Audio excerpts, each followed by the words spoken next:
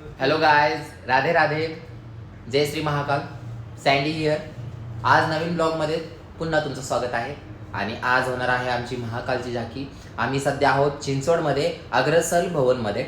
आणि आहे माझ्या पाठीमागच्या साईडला आदी, पद्मा जी एकमेव लेडीज आहे आमच्या ग्रुपमध्ये, आणि महाकाल. महाकालने आज जरा वेगळा लुक केलाय, मी तुम्हाला दाखवतोय. नेहमी हा ब्लॅक कलरचा करतो, पण आज निळा करणार आहे.